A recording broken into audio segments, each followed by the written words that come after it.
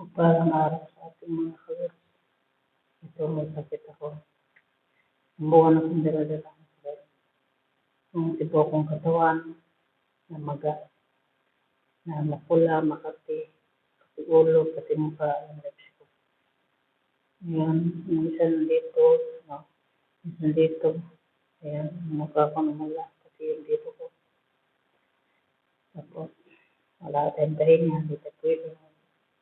Pahinga, trabaho pa rin. Yan, maliit na yung mata ko. Sabi ng doktor, ilang balik na po sa doktor, injeksyonan lang ako. Tapos binigyan ko ng gamot. Nawala lang siya ng konti. Bumabalik naman siya. Pag na-injeksyonan ako, tapos sabi, hangin daw. Tapos, napansin ko, hindi naman nawala-wala yung puti. Yung pula, at minsan mayroon na siya magpasa. Tapos, sabi ko sa doktor, ano ba talaga sakit ko? Hangin daw. Yung hangin daw, yun ang sabi niya. Sabi ko baka dinula pati ulo ko, yung dito ko, sa tinakpan ko. Tapos yung mukha ko, makati, yung lips ko, gumagana din naman. Gumagana. Kaya nagmas ako kasi hindi makikipagstake ako. Ayan, pula na. Kaya mahirap. Kung sa ibang bansa ka, trabaho ka pa rin. Kaya sinabi ko sa amo ko na, sa doktor, uli ako. Kaya ko, wala kasi ngayon din, sirado.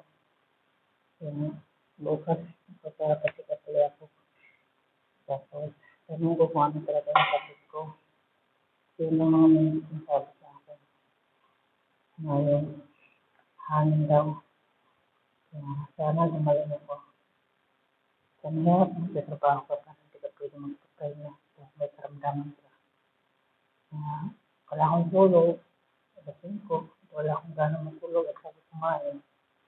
Nagbibiskit lang ako. Yung biskit na ako, yun ang kinakain ko. Kaya yun, bukas ko, hindi na ako kumakain ng manok. Tingnan ko kasi dati yung reason manok daw. Una, ang reason, chocolate, hindi ko na. Okay lang daw yung manok. Yung manok naman, hindi ko na rin. Kakain sa amin, biskit na lang. Talaga sa amin, doon. Kasi wala namang dahilan, allergy ko. Saan doon? Lahat ng iwasan ko ng kainin.